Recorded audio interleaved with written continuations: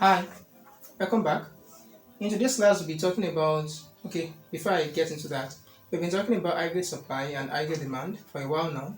In this particular video, we shall be bringing together what we've learned so far so good in this particular class.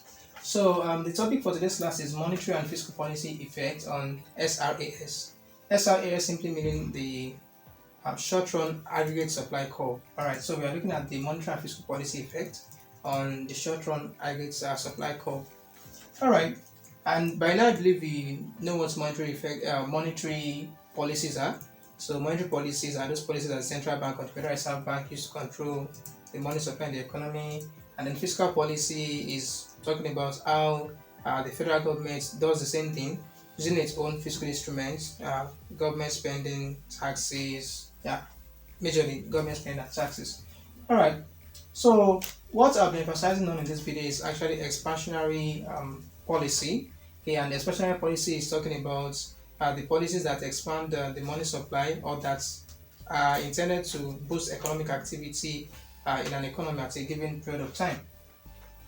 So recall that when we're talking about the short-run aggregate supply curve, we had something like this, a shape like this, and then we discuss three different portions of the curve: the flat portion, then we move to the steep portion, and then we move to a vertical portion of the same curve.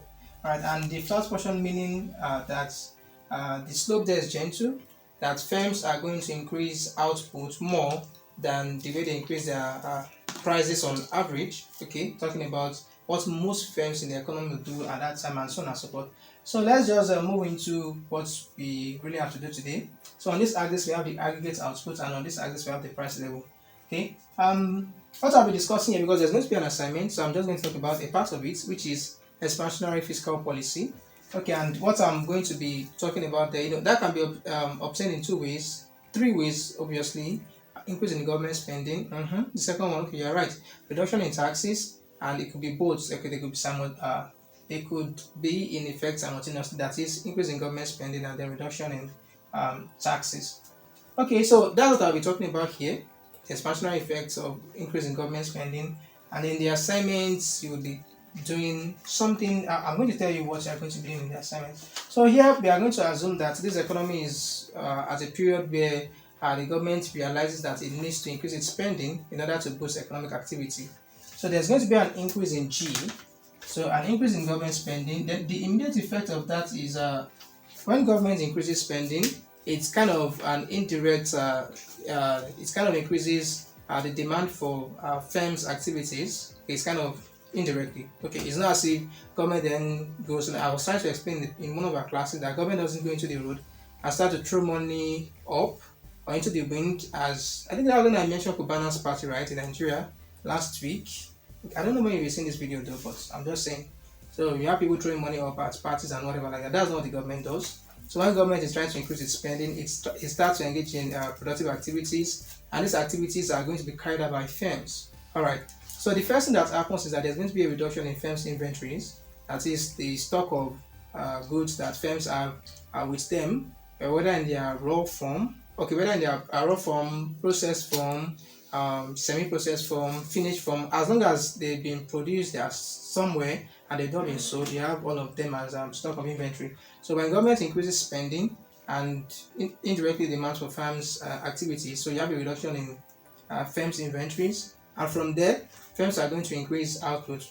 Of course, output increases, then there's going to besides the changes in inventory that you're going to be having, that is reduction in inventories, then firms then begin to produce new goods and services. And in order to do that, they need to employ the household members, the ones in the labor force, not just anybody, obviously. Okay, and from there you'll be having increase in household income because you have household members now. You have an increase in household income. You'll be having increase in firms' income as well. And actually, there's going to be increase in government income too, because the government generates money through taxes. So even if tax rates were constant, because national income is increasing now, so the portion of it that is going to be recuperated in terms of tax revenue is going to be higher. So from there, an increase in G, okay, would increase Y. okay, with increased income, and from there it's going to increase. And I've talked about three different incomes now. So from there, incomes are going up, so it's going to increase money demand. It increased even before that I was an increase, so it should increase investment as well, all right, in the real sense of things. And from there, because income has no, let me put them in the right order.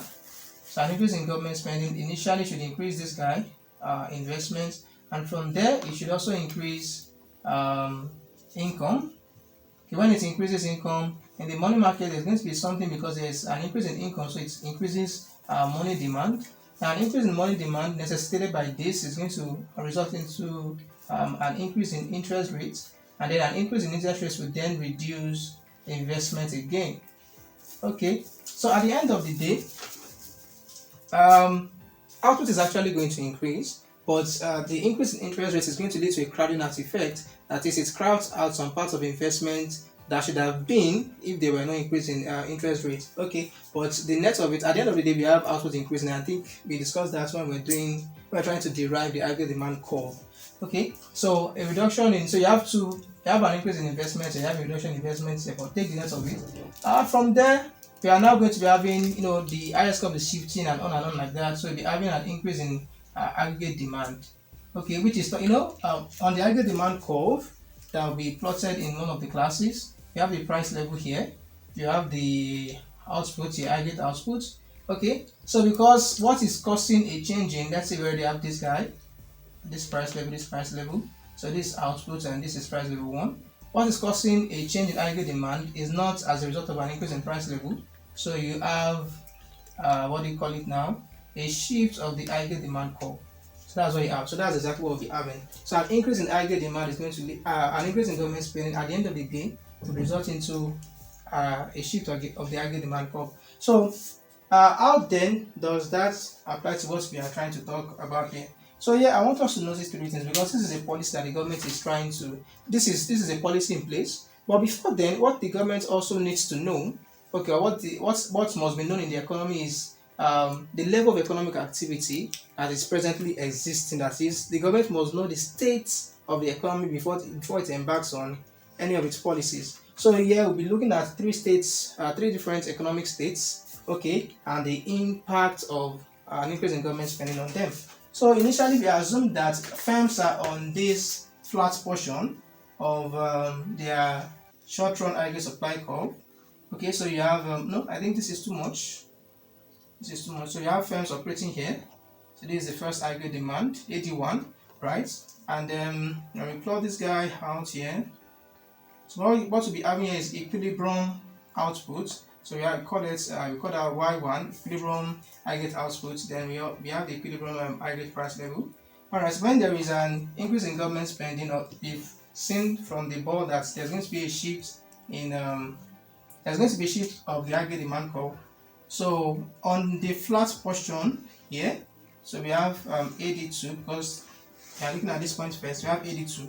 Now if you look at this, let's trace out the equilibrium quantity and equilibrium national quantity and the equilibrium. Let's just call national quantity, equilibrium aggregate quantity, and then the equilibrium price level. So you have Y2 star here, and then we have P2 star here.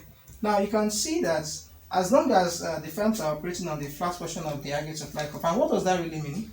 It simply means that firms are underproducing, they have excess capacity. So when there is an increase in aggregate demand, the way to respond to it is to increase the price level less proportionately than they are going to increase their output. So it simply means that firms are taking the cue, they are taking the incentive. Okay, the price level is there's an increase in aggregate demand, so let us use this opportunity to sell more output. All right, so the price level goes up. The price level goes up, it increases, but it increases less proportionately than the way output is going to increase. It will increase. So on the first portion of the aggregate supply curve, when there's a shift in aggregate demand, when there's an outward shift or an increase in aggregate demand, we have firms responding in terms of producing more output than the way they are increasing the price level. So here I'm not talking about absolute values now, we are talking about percentage changes. So the percentage change in this place, okay, in the aggregate output is greater than the percentage change in the price level. So that is what I'm really talking about.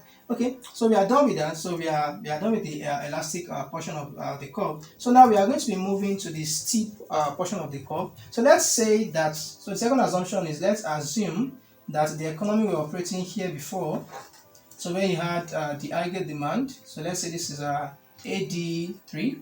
All right, so let's say the economy we're operating there before. Now we have this. By the time we trace out the what do you call it? It's I think the way I've been plotting things these days, this guy here seems to be slanting or something. It's not that straight. But let's just take it. I think it's slanting again. Anyway, so we have here we have P3 star, for example, and then we have Y3 star here. So what we are trying to look at in this place is, okay, now we are assuming that the economy started out as 83 and there's an increase in aggregate demand, so let's say this point. So as a result of an increase in government spending, so we have this is aggregate AD4. Now look at what is going to happen here. Firms are already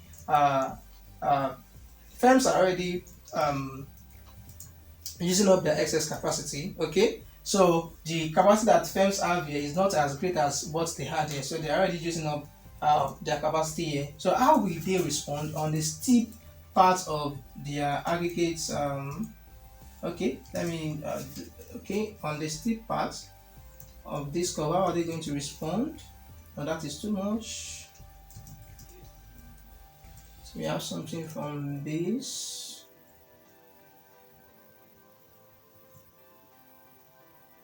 Okay, and then we have something here.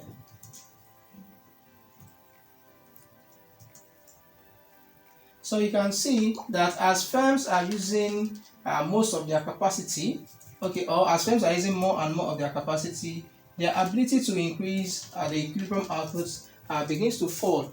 I'm talking about the percentage change in equilibrium output begins to fall. And then look at it now. So that means more of the increase in government spending will be passing up as an increase in the average price level, because if you look at the percentage change that's occurring here, the percentage here in the average price level is greater than that of the output. So as firms are using more and more of their capacity, that is what's the increase in output that they can the increase in what they can, the change in what they can produce now is smaller compared to when they had a lot of excess capacity. Okay, so that simply means that increase in government spending is not going to increase output as it would have increased output when the firms were underproducing, when they were on the flat portion of their short-run aggregate supply curve. So this flat portion is the same thing as the elastic portion of their aggregate supply curve. So it's getting inelastic as it is going up. So that could be a question that from the left-hand side of the short-run aggregate supply curve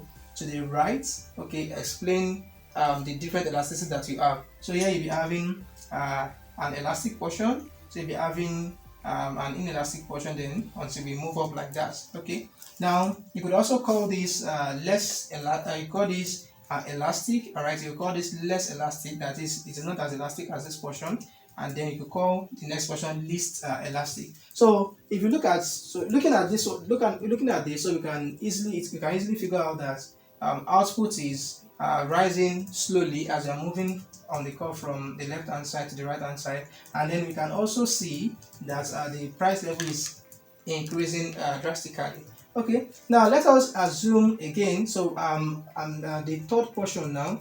There's one thing I've not also mentioned, so which is the fact that the multiplier effect, when the economy is operating, when firms are operating on the flat portion of the aggregate supply curve, is actually great. The multiplier effect here is high, so that's why an increase in government spending could increase this guy this much. All right, but as you are moving from P3 to, I'm not talking about P2 to P3 now. Okay, as I move from, even if it were that, if the graph is properly drawn, you are still going to see what you should see there. So as you are moving from P3 to P4, assuming that we are starting from P3, you can see that an increase in government spending, shifting the aggregate demand, is giving us a lower multiplier effect than what we have here. That's why output is changing this much. It's changing less proportionately than what you have here. Okay, so because I'm going to add that to the assignment, that's why I need to explain what the multiplier effect is around this region as well as around this region. Now we have this point, we have this point where this curve is already getting vertical, point E and point F. Alright, where the curve is already getting vertical. So here, what do you think is going to happen if on the vertical, if we start from this point, okay, which is 85. So let's say the economy operating at 85, and then it is now increasing to 86. Okay, so what do you think is going to happen at this particular portion? So we are looking at the vertical part of the short-run aggregate supply curve. So what kind of capacity do you have there? Do you still have capacity that the firms still have room to produce more? That's enough capacity. They still have room to produce more, and so on and so forth. So I was saying that moving from point E to point F, where the short-run aggregate supply curve is already vertical.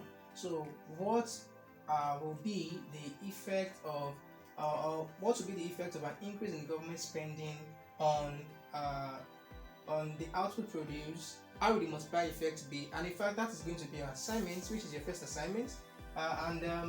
I'm actually leaving that assignment for freshmen. Okay, if you are just starting your university days, this is your first macroeconomics. This is the first semester that you are offering macroeconomics or something like that, or this is the first time you are coming across macroeconomics. So your own assignment is going to be to figure out, you are going to write it out, how an increase in government spending led to an increase in aggregate demand curve.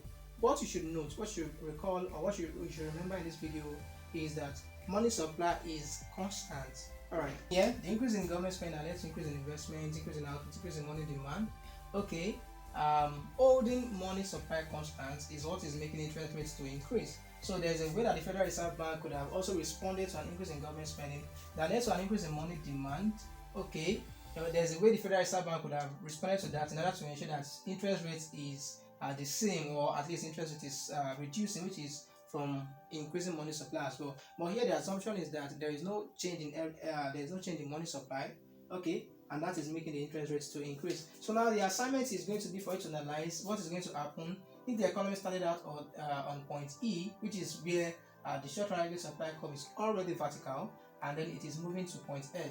So what you have to describe as a freshman, because this assignment is only for you as a freshman. Okay, what you are going to describe the effects. Describe the effect of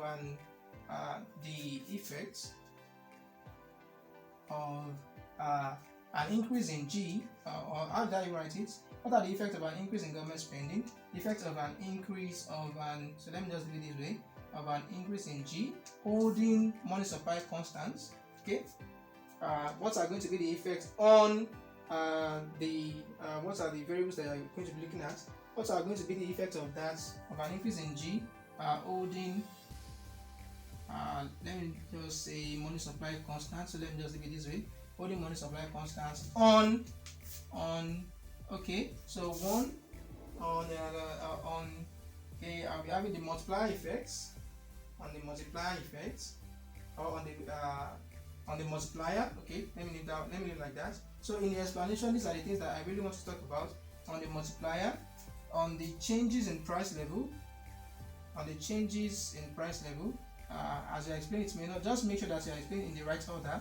It will not even really be in the order that I'm arranging the stuffs. On changes in price level, on crowding out effects, crowding out effects. I was going to be on crowding out effect at that point. Crowding out effects, and on interest rates. Okay, D on interest rates. Okay, on interest rates, and lastly on output. Okay, I believe these are the things I've been explaining.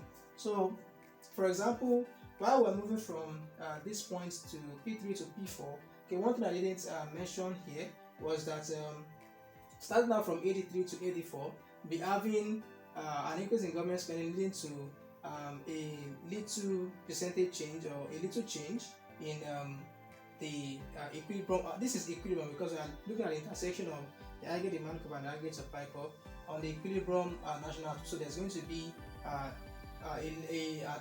there's going to be a less proportionate change here than what you'll be having here. So the percentage change in price level is going to be greater than what you're having here. So which means that the increase in government spending will be passing up more as an increase in price level, as well as increase in interest rates that you have in this place. So that's the increase in interest rates. Okay, because initially it is meant to, the increase in government spending is meant to lead to an increase in equilibrium national, just as what you have here. But since the capacity of firms to reduce output is reduced, and this is the only thing that they could pass across, so it's not as if the money is going back to the government. So that money, the way that money is going to lead to a higher increase in interest rates. All right, that means there's going to be a crowding out of investment more than what you have as this particular portion. Firms they don't have the capacity to raise output that much, so it will crowd out investment more than it did at this particular portion. And then firms will also respond because aggregate demand seems to be really greater than than the way they can respond to it, so they are going to also increase their price level more, all right, than what happened when they started out from AD1 to AD2. Okay, so is that I think that's the only thing that I didn't mention here. So here from E to F, where this comes already vertical, so describe the effect of an increase in G holding money supply constant, which is otherwise seen an expansionary fiscal policy, with monetary policy not responding to it at all. On the multiplier, so as you're explaining, tell us what is happening to the multiplier, the changes in price level, tell us, describe the crowding out effect that's occurring from there, what is happening to the interest rate, and then what is happening to the equilibrium aggregate output. So let me just put it that way. Equilibrium aggregate output, what's happening to the equilibrium aggregate outputs. Alright, so that's that. And if you are not a freshman, you are required to do this as well, which is going to be at a different you are required to do this. Then your major assignment is going to be to describe the effects of, okay, let me write that. You have to describe, so which is this is number 1, which is really for freshmen. So for people that are not freshmen, so what you have to do is to describe the effects, okay, of the effect of an expansionary monetary policy with no response from the fiscal side. Okay, the effect of an expansionary monetary policy, okay, keeping fiscal policy constant, keeping the fiscal policy constant. Okay, on the economy, okay, which is otherwise just translated that on the equilibrium aggregate outputs, okay, as the different portions, at the three different elasticities, okay, the different elasticities of the short run aggregate supply curve. So this is your own main assignment. So what you have to do is to describe the effect of an expansionary monetary policy, keeping fiscal policy constant on the economy, okay, at the three different elasticities of the short run aggregate supply curve. So that's that about that. What we shall be talking about the long run aggregate supply curve in the next video. See you there.